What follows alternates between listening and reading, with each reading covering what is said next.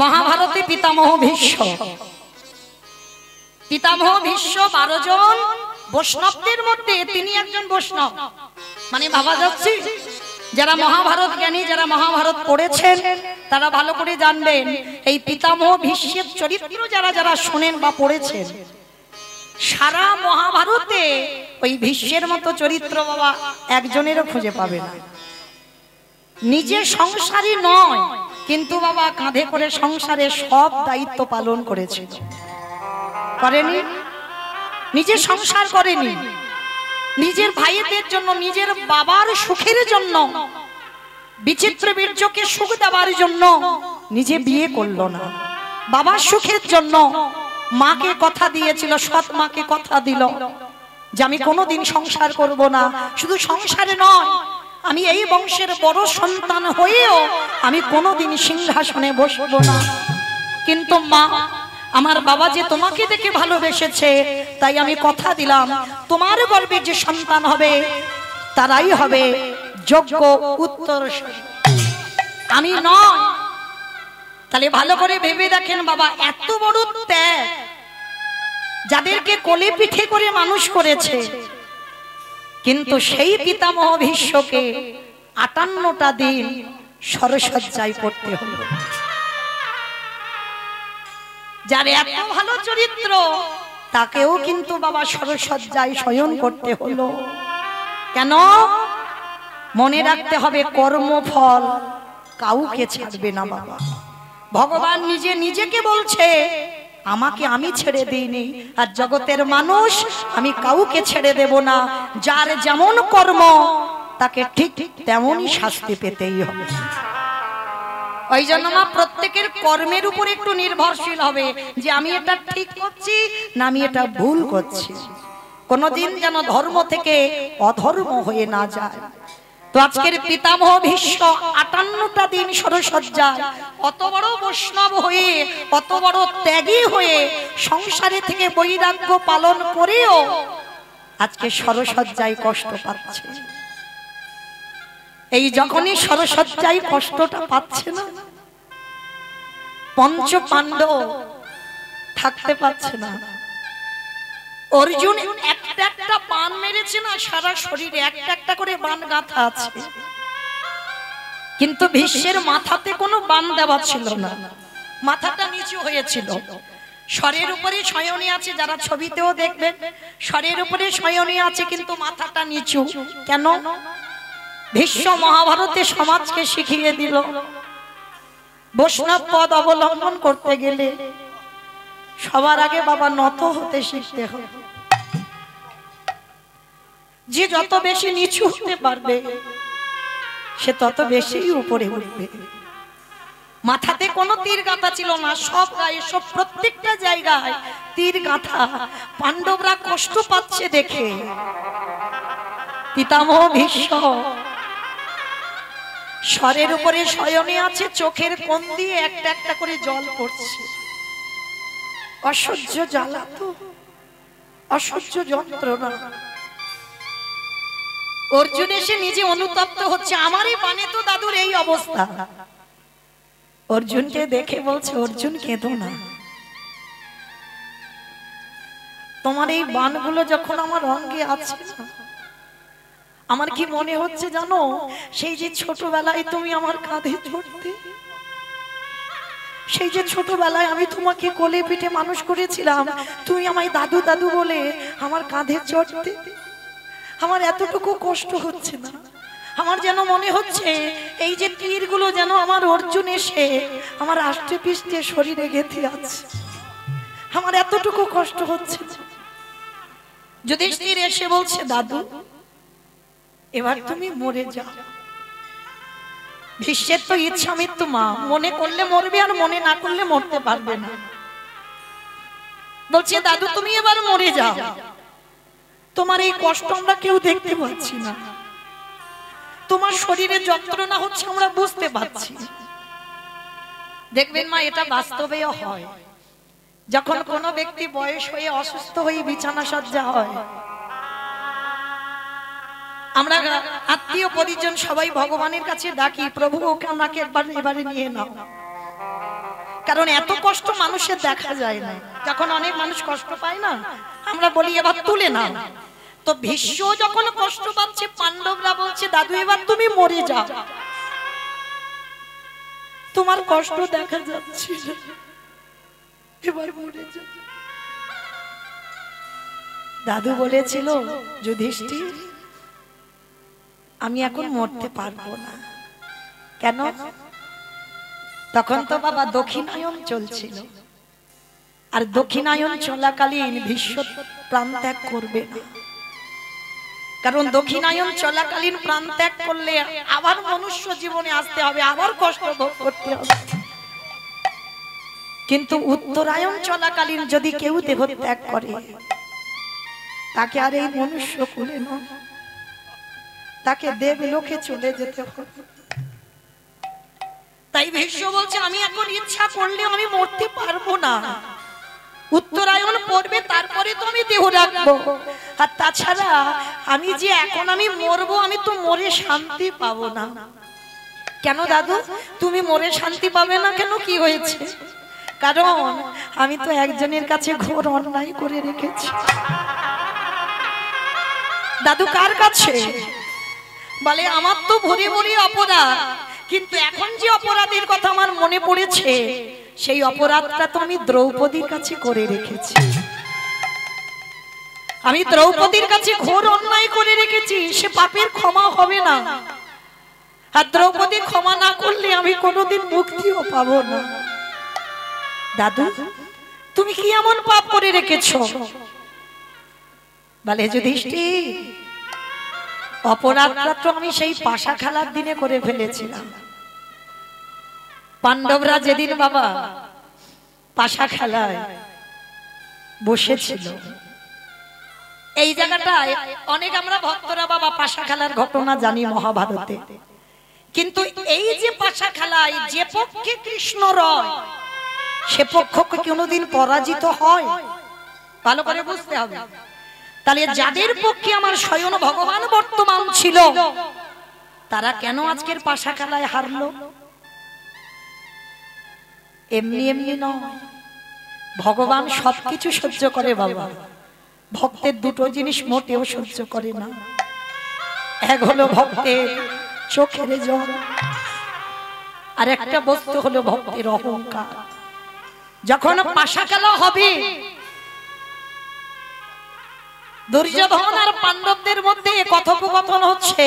দুর্যোধন পাশা খেলায় পারদর্শী নয়, ভালো করে জানে পাণ্ডবরা, আর দুর্যোধনও জানে আমি ভালো পাশা খেলা করতে জানি না। তো যার জন্য দুর্যোধন বলেছিল আমার হয়ে আমার শকুনি মামা খেলবে। এই জায়গায় যুধিষ্ঠির এদের অহংকার হয়ে গেল। দুর্যোধন খেলতে পারে না, তার জন্য মামার সাহায্য নিচ্ছে। কিন্তু আমাদের তো কারো সাহায্যের প্রয়োজন নেই, আমরা পাঁচ ভাই খেলতে পারি। যুধিষ্ঠির বললেন আমি খেলতে পারি, দুর্যোধন খেলতে পারে না। তখন একবারের জন্য যদি আমার যুধিষ্ঠির মহারাজ বলতো দুর্যোধন তোমার হয়ে যখন তোমার শকুনি মামা খেলবে, তাহলে আমার হয়ে আমার কৃষ্ণ দয়াময় খেলবে। একবারও বলেনি, এমনকি বলল যে আমরা পাশা খেলায় থাকবো, আমরা পাশা খেলায় বসবো, আমার কৃষ্ণের এখানে থাকার প্রয়োজন নেই। এত বড় অহংকারী কথা। আর যখনই বলল আমার ভগবানের অভিমান হলো। যুধিষ্ঠির ভুলে গেলে, কিছুক্ষণের জন্য অহংকারে তুমি ভুলে গেলে। একবার যদি তুমি আমার চরণ শরণাপন্ন হতে, তাহলে আজকে তোমাদের এই দিনটা দেখতে হতো না। অহংকারে যুধিষ্ঠির খেলতে বসলো, একে একে ভাইদের বাজি দিল, একে একে সব বাজি রেখে দিল, নিজেকেও বাজি রেখে দিল। শেষে আর বাজি রাখার মতো কিছু ছিল না, একটাই সম্পদ ছিল, যেটা ছিল দ্রৌপদী। দ্রৌপদী তখন রজশালায় ছিল, ঘরের মধ্যে বাহির হয়নি। সেই দ্রৌপদী পর্যন্ত পাশা খেলায় বাজি রেখে দিল। যুধিষ্ঠির মহারাজ নিষেধ করেছিল চারবার, দাদা তুমি এটা করো না, এটা ঠিক নয়। কিন্তু বাবা পাশা খেলায় এমন নেশায় ডুবে গেল, বাজি রেখে দিল ঘরের স্ত্রীকে। আর যখনই বাজি রাখলো হেরে গেল, কারণ ওদের পক্ষে তো আর কৃষ্ণ নেই, কৃষ্ণ বাইরে আছে, কৃষ্ণকে ওখানে রাখা ছিল না। হেরে গেল পাণ্ডবরা। আর দ্রৌপদীকে দুঃশাসন গিয়ে চুলের মুষ্টি ধরে টানতে টানতে আনলো। যখন টানতে টানতে আনছে ওই কুরুসভার মাঝখানে দ্রৌপদীকে দাঁড় করিয়েছে। রথী মহারথীরা সবাই বসে আছে,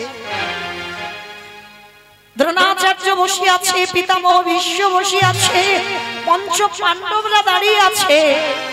সবার মাঝখানে, কুরুসভার মাঝখানে দ্রৌপদীকে এনে দাঁড় করালো।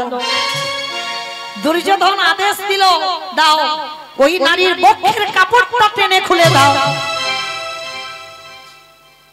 করজোর করে দ্রৌপদী কাঁদছে।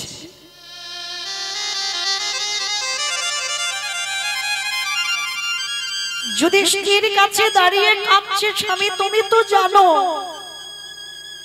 একটা নারীর যদি সম্মান চলে যায় তাকে সমাজ আর নারী বলে না। এইগুলো আমরা মানি না বাবা। দেখবেন এখনকার দিনে বাবা পুরুষদের পোশাকগুলো দেখবেন আর নারী জাতিদের পোশাকগুলো দেখবেন। কোন কোন নারীরা এমন পোশাক পরবে বাবা, তাদের দিকে তাকাতে আমরা নারী হয়ে লজ্জা বোধ হয়, কিন্তু লজ্জা তাদের নয়, লজ্জা হচ্ছে তার বাবা মা। যে পোশাকটা পরে আমার মেয়ে যে বাইরে বেরোবে, মনে রাখতে হবে বাবা, নারীর যদি লজ্জা চলে যায় সে নারীকে সমাজ কোনোদিন নারী বলবে না। মনে রাখতে হবে নারীর লজ্জা নিজেকে ঢাকতে হবে, সেটা যেন প্রকাশ না পায়। এটা মৌমিতা শিক্ষা দিচ্ছে না বাবা, যেন কেউ ভুল বুঝবেন না। দ্রৌপদী কুরুসভার মাঝখানে দাঁড়িয়ে স্বামীদের কাছে হাত জোড়ো করে বললেন, স্বামী তোমরা তো জানো আমার একটা স্বামী নয়, আমার পাঁচটা বীরের মতো স্বামী। আর আমার যদি বক্ষের কাপড় ধরে টানি আমার সম্মান ধুলোয় মিশে যাবে, আমাকে নারী বলবে না, কিছু তো করো। পাণ্ডবরা মাথা নিচু করে দাঁড়িয়ে আছে। দাদু ভীষ্মের কাছে গিয়ে বলছে, দাদু তুমি তো কিছু বলো, কারণ আমাদের সবার থেকে তুমি বয়স জ্যেষ্ঠ, তোমার বাড়ির কুলবধূকে অপমান করছে, তুমি কিছু তো বলো। দাদু মাথা নিচু করে নিল। অষ্টগুরু দ্রোণাচার্যের কাছে গেল, মাথা নিচু করে নিল, কেউ কিছু করতে পারছে না। আচ্ছা বাবা, এইখানে কি দ্রৌপদীর ভুল হয়? ভালো করে লক্ষ্য করবেন, অনুভব করবেন, কথাগুলো একটু গুরুত্ব দিতে হবে। দ্রৌপদী ভুল করেনি। মহাভারত হচ্ছে সমাজ শিক্ষা। এই ভুলটা আপনারা আমরাও করি। দ্রৌপদী দেখলো স্বামীরা বাঁচাতে পারলো না, দাদু বাঁচাতে পারলো না, গুরুদেব বাঁচাতে পারলো না। সবার শেষে মনে পড়লো তার সখা কৃষ্ণের কথা। এটা যদি আগেই হতো, আগে মনে পড়তো, তাহলে কি বাবা দুঃশাসন দ্রৌপদীকে ছুঁতে পারতো? যখন দ্রৌপদীর ঘরে দুঃশাসন পাটা দিল, তখনই যদি আমার দ্রৌপদী একবার আমার মাধবকে ডাকতো, তাহলে কোনোদিন দুঃশাসন ছুঁতেও পারত না। এই ভুলটা আপনারা আমরা করে ফেলি। কারণ জীবনে যখন দুঃখ কষ্ট নেমে আসে, দেখবেন বাবা আত্মীয় পরিজন বন্ধু বান্ধব আগে সবাইকে বলে দেয়, আমার ঘর বিপদ, প্রত্যেকের কাছে সাহায্য চাইছি, তোমরা কিছু তো করো। কেউ কিছু করছে না। মনে রেখো বাবা, তোমার দুঃখের কথা লোকের কাছে বলবে, তুমি হাসির পাত্র হবে। তারা কিচ্ছু করবে না, আরো হাসবে আর বলবে বেশ হয়েছে বেটা। কিন্তু যার কাছে সাহায্য চাইলে তুমি কৃপা পাবে, তার কাছে যেতে আমাদের দেরি হয়ে যায়। কেউ যখন সাহায্য করে না, তখন ভগবানের চরণে বসে বলি, প্রভু আমি যে অসহায়, আমার চারিদিকে সব আছে কিন্তু কিছু নেই। এইবার তুমি আমার অর্জুনের রথের সারথি হয়ে যেমন ছেলে, তুমি একবার কৃপা করে আমার কাছে এসে দাঁড়াও। সবার কাছ থেকে যখন বিতাড়িত হয়, তারপরে কৃষ্ণের কাছে যায়। কই একজন ভক্ত কি পারে না বাবা সবার আগে ভগবানের চরণটা ধরতে? এই ভুলটা দ্রৌপদী করেছিল। স্বামীরা কিছু করলো না, দাদু কিছু করলো না, গুরুদেব কিছু করলো না, সব শেষে বলে বললেন ও তার মানে তোমরা হলে আমার জড় জগতের এই দেহে ভোগের স্বামী, তোমরা তো আমার আসল পতি নয়, তোমরা তো আমার আপনজন নয়। আপনজন যদি হতে আমার এত বড় বিপদ তোমরা কিছু করতে পারছো না। সবার শেষে মনে পড়ে গেল মাধবের কথা। তখন দ্রৌপদী মাঝখানে দাঁড়িয়ে মনে মনে ভাবলো কৃষ্ণ এ জীবনে একটা নারীর লজ্জা যদি চলে যায়, আর তুমি ভালো করে জানো আমার আগুন থেকে জন্ম, আমি অজনী সম্ভবা, আমার যজ্ঞ অগ্নি থেকে জন্ম হয়েছে, আর যেদিন থেকে জন্ম হলো সেদিন থেকে আমার দেহ মন প্রাণটা আমি তোমার চরণে দিয়েছি, তুমি আমার সর্বস্ব ধন। তাহলে আজকে দেখি তুমি কি করে থাকতে পারো। দুঃশাসন বস্ত্রটা টানছে, দ্রৌপদী এক হাত দিয়ে ডাক দিয়েছিল হে ব্রজেন্দ্র নন্দন কৃষ্ণ দেখা দাও। এলো না। হে দ্বারকাধিপতি কৃষ্ণ দেখা দাও। এলো না। হে গোলকপতি কৃষ্ণ দেখা দাও। এলো না। দ্রৌপদী বলে বলেন ও তার মানে তুমিও এদের মতো আমার ডাকে সাড়া দেবে না? ঠিক আছে, তুমি যখন চাও আমি এখানে বিবশনা হই, এটাই হবে। এইবার দুটো হাত ছেড়ে দিয়ে আত্মনিবেদন করে ডাক দিল হে প্রাণপতি দেখা দাও। হে প্রাণপতি দেখা দাও। হে প্রাণপতি দেখা দাও। হে প্রাণপতি দেখা দাও।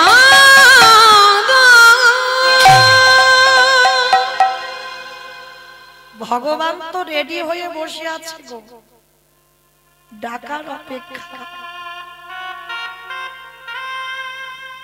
সবার দরজায় আমার কৃষ্ণ দাঁড়িয়ে আছে, আমরা ডাকতে পাচ্ছি না তাই আমাদের ঘরে এসে ঢুকছে না। যেই না দ্রৌপদী একবার বলেছে প্রাণপতি দেখা দাও, সঙ্গে সঙ্গে ভগবান রথের উপরে বসে আঙুল থেকে কাপড়টা খুলছে। এতটুকু তুমি দিয়ে রাখবে তাকে, সে তোমার জন্য বিশাল কিছু করতে রাজি। এতটুকু যদি তুমি দাও, দ্রৌপদী তো দিয়ে রেখেছে বাবা, আজ দেবে না? শুধু আসলে তো ডবল করতেই হবে। সেই যেদিন দ্রৌপদী ওই কাপড়টা দিয়ে রেখেছিল কৃষ্ণের আঙুলে, সেই শিশুপাল যেদিন বধ হয়েছিল, এই শিশুপাল আর কৃষ্ণ এরা মামাতো পিস্তত ভাই ভাই, এরা ভাই ভাই। কৃষ্ণ বড়, শিশুপাল অনেক ছোট। তা শিশুপাল যেদিন জন্ম নিয়েছিল, শিশুপালের বাবা 4টে হাত হয়েছিল আর 3টে চোখ হয়েছিল। এই যে আমাদের একটা চোখ তো বাবা ঢাকা আছে, ওটা কুলকুণ্ডলী জাগরিত করলে তবে খোলা যায় গুরুচরণ আশ্রয় করে। কিন্তু শিশুপাল যখন জন্মায় কপালে একটা চোখ দেখা যাচ্ছে আর 4টে হাত হচ্ছে। আচ্ছা বলো তো মা, কোন মায়ের যদি গর্ভে 4টে হাত নিয়ে সন্তান জন্মায়, 3টে চোখ যদি হয়, তাকে কি বলবেন? নারায়ণ এসেছে। নারায়ণ এসেছে, তাই তো, ভগবান এসেছে। কিন্তু শিশুপালের কুষ্টি বিচার করে দেখা গেল এ বেটার 4টে হাত যে হয়েছে থাকবে না। যার কোলে উঠলে ওর 2টো হাত খসে পড়ে যাবে, যার কোলে উঠলে ওর এই কপালের চোখটা খসে পড়বে, সেই মারবে শিশুপালকে, আর তারই হাতে শিশুপাল বধ হবে। আচ্ছা বাবা, কোন মা যদি এ কথা জেনে যায় তাহলে মা কি করবে? যত যত লোক ছিল সবার কোলে শুধু শিশুপালকে দিচ্ছে। একটু নাও না গো আমার ছেলেটাকে, মানে মা যাচাই করছে কার কোলে উঠলে 2টো হাত খসে যায় দেখে। মানে রাজ্যে যত যত লোক ছিল সবার কোলে শিশুপালকে দিয়েছে, কিন্তু বাবা কিছুতেই শিশুপালের হাত খসে যাচ্ছে না। এইবার কৃষ্ণ খবর পেয়েছে, বাবা সর্বের ঘাটের মালিক তো তিনি, খবর পেয়েছে আমার ভাই জন্ম নিয়েছে, আমাকে তো যেতেই হবে, আর আমি যদি না যাই ওর দুটো হাত তো খসে যাবে না। বলরাম দাদা কি বলছে, ও দাদা, দাদা গো চলো না, শুনলাম নাকি আমাদের একটা ছোট ভাই হয়েছে, চলো না একবার ভাইটাকে দেখে আসি। তা বলরাম বলছে ঠিক আছে কানাই, তুই যখন বলছিস চল দুজনে একবার দেখে আসি। তা যেই না শিশুপালের কাছে এসেছে, মানে কৃষ্ণ আকুপাকু করছে শিশুপালকে কোলে নেবে, আর বলরাম বলছে খবরদার, তুই খুব দুষ্টুমি করিস, কোথায় ভাইয়ের হাতে পাতে লেগে যাবে, এমনিতে দুটো হাত না এক্সট্রা দুটো জুড়ে আছে, আর কোথায় বাবা হাতে পাতে লেগে যাবে তুই নিবি না, কারণ যদি তোর কোল থেকে পড়ে যায় অত ছোট বাচ্চা তুই নিতে পারবি না। ও দাদা আমাকে একটু দাও না, একটুখানি কোলে নেব। কিছুতে বলরাম দেবে না, আর ভগবান জেদ ধরে বসেছে আমি একটু নেব কোলে। তা শিশুপালের মা বলছে বলরাম, ও যখন এত করে কান্নাকাটি করছে বায়না করছে, ঠিক আছে কানাই তুই এক জায়গায় বস, আমি শিশুপালকে কোলে দিচ্ছি। তাই এবার কৃষ্ণ বসেছে, হাই রে, যে বিশ্বের স্রষ্টা মালিক ভগবান, যে বিশ্বটাকে ধারণ করে রেখেছে, সে নাকি একটা বাচ্চা ছেলে শিশুপালকে নিতে পারবে না। ভগবান কি করেছে, বাৎসল্য প্রেমটা যেমন হয়, এইবার বসেছে আর শিশুপালকে যেই না কোলে দিল, সঙ্গে সঙ্গে কপাল থেকে চোখটা দুম করে মাটিতে পড়ে গেছে, আর দুটো হাত খসে অমনি মাটিতে পড়ে গেছে। আর যেই না পড়ে গেল, সঙ্গে সঙ্গে পিসিমা কৃষ্ণের চরণে হাত জোড়ো করে বসেছে, একটু আর দেরি করেনি, হাত জোড়ো করে বলছে কৃষ্ণ কৃষ্ণ, কথা দে বাবা, তুই তোর ছোট ভাইকে মারবি না। ও পিসি তুমি যে কি বলো না উল্টো পাল্টা, আমার ভাই তো ছোট, ওকে আমি মারবো কেন, আমি বড় দাদা। না কৃষ্ণ, আমার ছেলের কুষ্টিতে উঠেছে, যার কোলে উঠলে ওর দুটো হাত খসে যাবে, চোখটা পড়ে যাবে, সেই তো আমার ছেলেকে মারবে।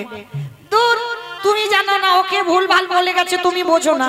না কৃষ্ণ, আমার ছেলের কুষ্টিতে ভুল হয়নি, তুই কথা দে না বাবা।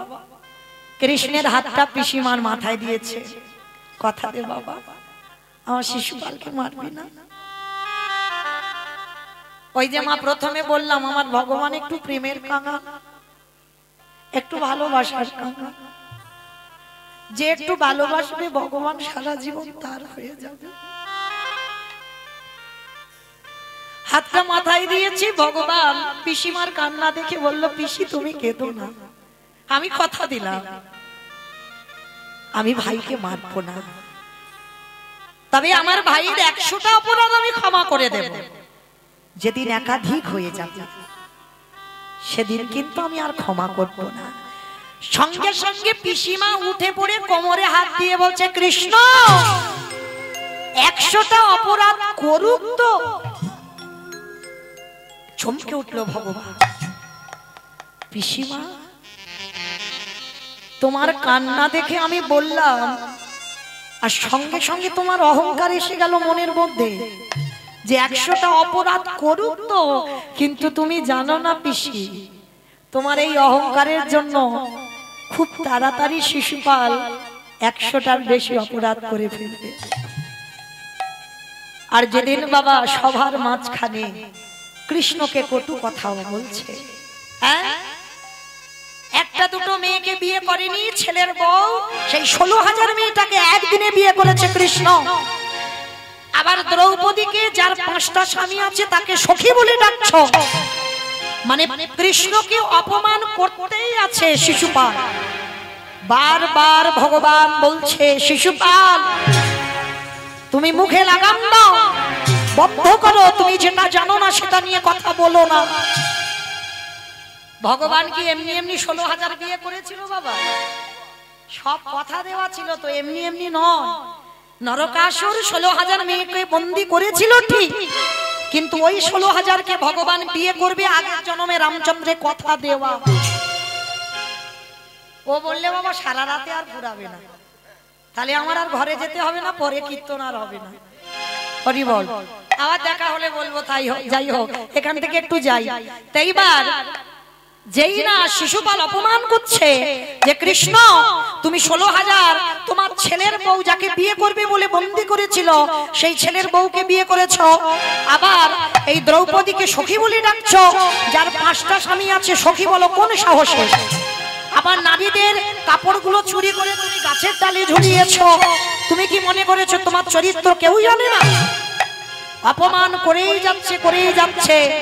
ভগবান বলছে শিশুপাল মনে রেখো এই অপমান করতে করতে তোমার যেন পাপের ভরা পূর্ণ হয়ে না যায়। শিশুপাল বলছে কৃষ্ণ আমি গুনে গুনে হিসেব করে রেখেছি এখনো 100টা হয়নি। ভগবান হেসে উঠেছে শিশুপাল কখন তোমার 100টার বেশি হয়ে যাবে তুমি গুনতে গুনতে দিক বিদিক শূন্য হয়ে যাবে। আর এই কৃষ্ণকে অপমান করেই যাচ্ছে করতে করতে বাবা যখনই একাধিক হয়ে গেল সুদর্শন চক্রকে আহ্বান করে একেবারে শিশুপালের মস্তকটা ছেদ পড়ে গেল, মাথাটা মাটিতে। সবাই তাকিয়ে রইল শিশুপালের মাথার দিকে। শিশুপালের মাথাটা দেহটা ছটফট ছটফট করছে। সবার লক্ষ্য ছিল শিশুপালের মাথার দিকে, কিন্তু সখী দ্রৌপদীর লক্ষ্য ছিল কৃষ্ণের আঙ্গুলের দিকে। মানে ভগবানের রোষানলে পড়েছিল তো, মানে ক্রোধ হয়েছিল, মানে এতটা ক্রোধে সুদর্শনকে আহ্বান করেছিল আঙ্গুলটা কেটে গিয়ে রক্ত ঝরে ঝরে পড়ছে। মানে ভগবানের এত ক্রোধ এসেছিল শিশুপালের প্রতি। কেউ দেখতে পাচ্ছে না কৃষ্ণের রক্ত। দ্রৌপদী ওই রক্তটা দেখে থাকতে পারলো না, সবার মাঝখান থেকে ছুটে গিয়ে নিজের কাপড়টা ছিঁড়ে দিয়ে লজ্জা ঘৃণা ভয় সবকিছু ত্যাগ করে একেবারে ওই কাপড়টা নিয়ে কৃষ্ণের আঙুলে বেঁধে দিল। নিতাই গৌর প্রেমা হরি বল হরি বল। আর যেই না আঙুলে বেঁধে দিল ভগবান দ্রৌপদীকে হৃদয়ে ধরে বললেন সখী তুমি আমায় এত ভালোবাসো, আমার আঙুলের একটু রক্ত তুমি দেখতে পারলে না, ছুটে এলে আমার কাছে, তোমার লজ্জা নিবারণ করা বস্ত্র ছিঁড়ে দিলে। কথা দিলাম সখী যদি কোনোদিন প্রয়োজন পড়ে একবার হা কৃষ্ণ প্রাণ কৃষ্ণ বলে দেখো। পৃথিবীর যেখানে থাকি না কেন আমি তোমার কাছে এসে তোমার এই ঋণ আমি শোধ করে দেব। আজকে দ্রৌপদী যেই বলেছে প্রাণপতি, আর থাকতে পারে কৃষ্ণ আঙুল থেকে কাপড়টা খুলে যেখান থেকে বস্ত্রটা শিশুপাল টেনে শেষ করলো ওইখানে কাপড়টা জুড়ে দিল। ক্লান্ত হয়ে যাচ্ছে শিশুপাল। হরিবল যেই না ক্লান্ত হয়ে যাচ্ছে বাবা, সঙ্গে সঙ্গে ওদের মধ্যে একটা ভাই ছিল বিকর্ণ। দুঃশাসন যখনই ক্লান্ত হয়ে গেল বিকর্ণ বলছে দাদা এবার ছেড়ে দাও, দ্রৌপদীকে রক্ষা করার মালিক এসে গেছে দাদা, এবার তো ছেড়ে দাও। যখনই ক্লান্ত হয়ে গেল সবাই একেবারে ঘেমে স্নান হয়ে গেছে, সঙ্গে সঙ্গে দ্রৌপদী দেখছে কৃষ্ণ আড়াল থেকে বস্ত্র দিচ্ছে। দ্রৌপদী প্রশ্ন করেছিল কি গো আমার সম্মান যখন ধুলোয় মিশে যাচ্ছে আস্তে এত দেরি করলে কেন? ভগবান এসে বলছেন আমি দেরি করিনি, তুমি দেরি করেছো। আমি দেরি করব কেন? আমি তো সব সময় রেডি হয়ে আছি, ডাকতে পারোনি তাই আমি আসিনি। সখা আমি তিনবার ডাকলাম তুমি তো এলে না। বলে সখী 3বার ডেকেছো বটে, কিন্তু কি বলে ডেকেছো বলো তো? বলে কেন? প্রথমে আমি বললাম ব্রজেন্দ্র নন্দন কৃষ্ণ দেখা দাও, হস্তিনাপুর কোথায় আর বৃন্দাবন কোথায়, টাইম লাগবে না আসতে। তারপরে কি বলেছো? হে দ্বারকাধিপতি কৃষ্ণ দেখা দাও, হস্তিনাপুর থেকে দ্বারকা 3 দিনের পথ, আসতে টাইম লাগবে না। তারপরে কি বলেছো? হে গোলকপতি কৃষ্ণ দেখা দাও, কোথায় হস্তিনাপুর আর কোথায় গোলক, টাইম লাগবে না। ওই জন্য তো দেরি হলো। আচ্ছা তাহলে 3বারের ডাকে এলে না 4বারের ডাকে এলে কেন? সখী তুমি চারবারে কি বলেছো বলো তো? বলে কেন? আমি বললাম প্রাণপতি দেখা দাও। সখী কথাটা বলছো তো সোজা করে, কিন্তু একবার ভেদ করেছো কথাটা। তোমার হস্তিনাপুর কোথায়? আরে তোমার প্রাণটা কোথায়? আর এই জগতে তুমি যখন বললে প্রাণপতি দেখা দাও, তখনই আমি তোমার সামনে এসে হাজির হয়ে গেছি। সখা তাহলে তুমি এত দেরি করে এলে কেন? একটু আগে আসতে পারলে না? বলে সখী যখন দুঃশাসন তোমার ঘরে ঢুকলো, কেন ভুলে গেলে আমার কথা? তোমায় বলে রাখলাম দ্রৌপদী, এই জগৎ সংসার মাঝে যে জন বিষয়ে বৈভবে ডুবে, যারা কৃষ্ণ চরণ ভুলে যায়, এই জগতে তাদের দশা তোমার মতো হবে। কৃষ্ণ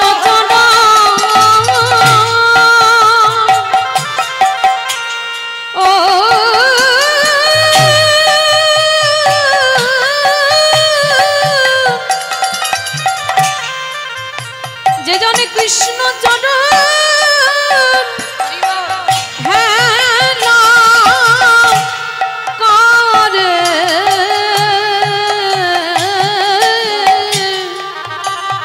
বলে তাদের দশা তোমার মতো হবে।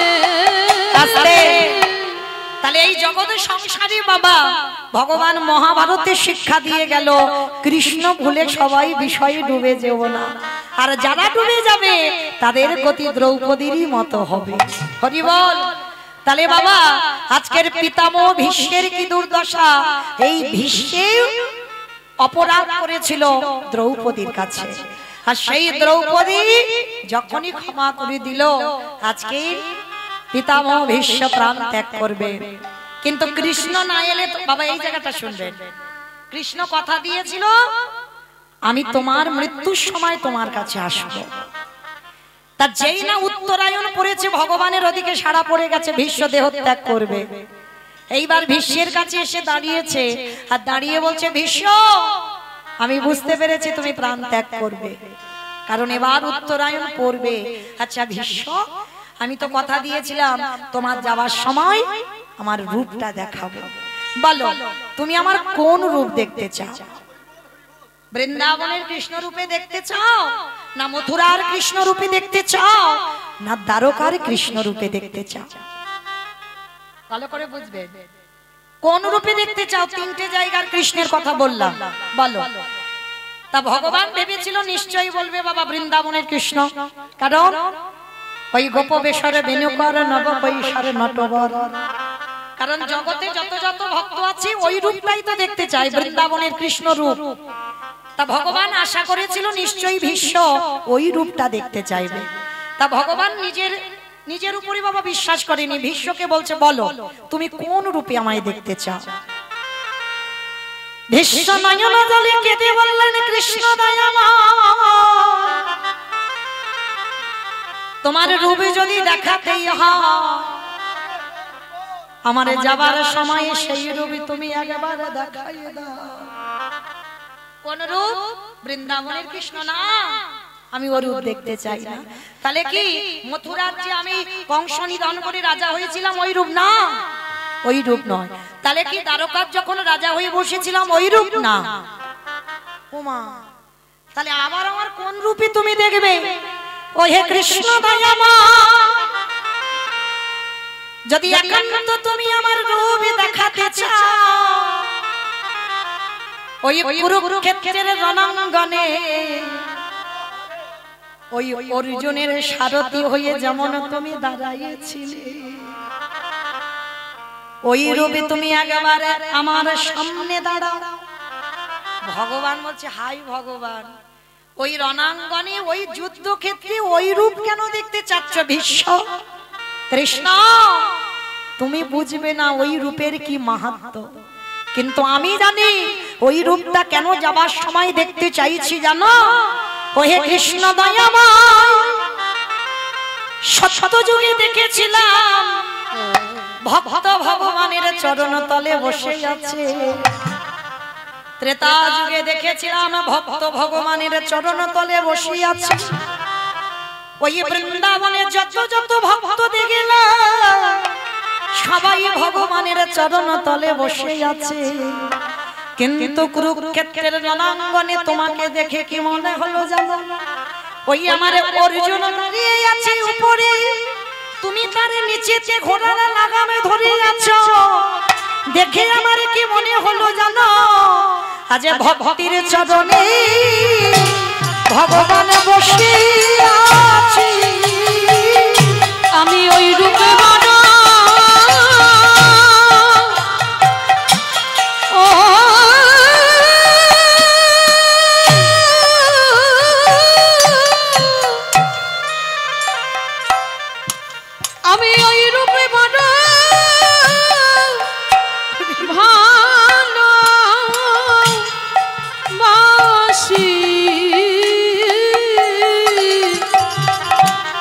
যে রূপে ভগবান ধরে ওই ভক্তের পায়ে। হে কৃষ্ণ দয়াময়, হে কৃষ্ণ দয়াময়, আমার এই জন্মে কৃষ্ণ ভজন হলো না। আবার যদি আমার কোনো দিনে জন্ম হয়, আমি যেন অর্জুনের মতো দাঁড়াতে পারি। তুমি জানো এই জগতের সংসারের মাটিতে এমনি করে ভক্তকে সারা জীবন রক্ষা করো। বলে শোনো শোনো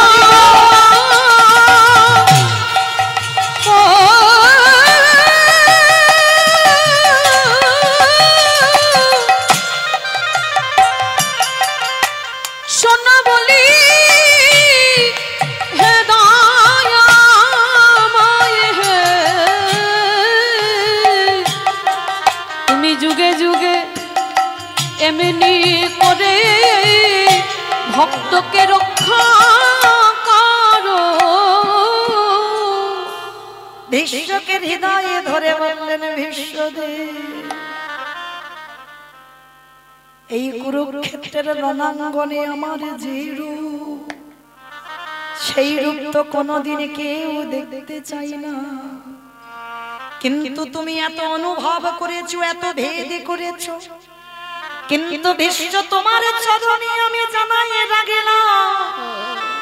শুধু এ যুগে নয়, আমি যুগে যুগে আমি ভক্ত বড়।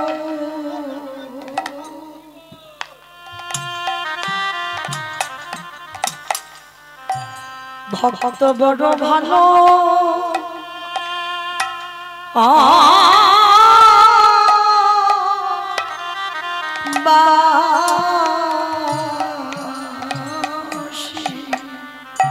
আমি যে ভক্ত ছাড়া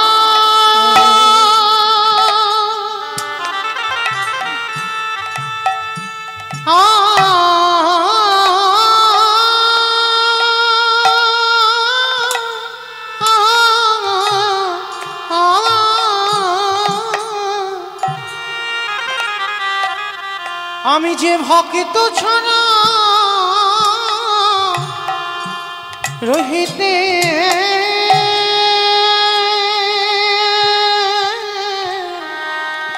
না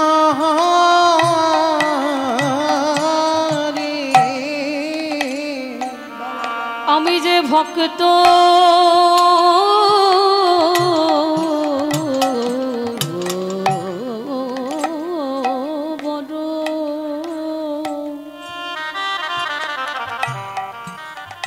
বড় ভালো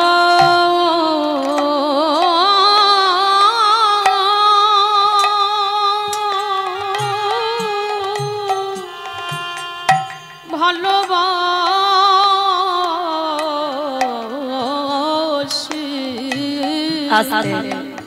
তাহলে সেই পিতামহ ভীষ্মের আজকে অন্তিম দুর্দশাটা এমনই হয়েছিল, আমাদেরও হবে মা, যদি ডাকার মতো ডাকা যায়, ভালোবাসার মতো বাসা যায়, যদি একবার কৃষ্ণ নামে কাঁদিতে পারো, আমাদেরও দর্শন হবে। ভগবানের কাছে একটা কথা জানিও মা, যদি এই দেহে প্রাণ থাকতে যদি দেখা না দাও, কিন্তু যেদিন আমার নিদানের সময় হবে, যেদিন আমার যাবার বাঁশি বেজে যাবে, হে দয়াময়, এই পাপী তোমার দরজায় দাঁড়িয়ে থাকবে, তুমি আমার হাতে ধরে ভব নদী পারে করিও, তুমি পারের কারিতা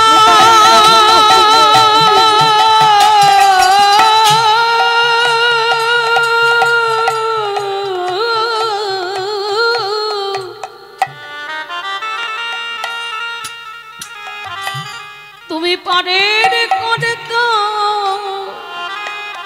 দয়াল হরি,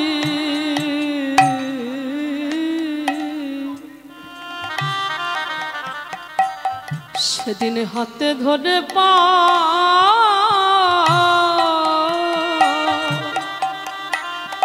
পার করে দিও।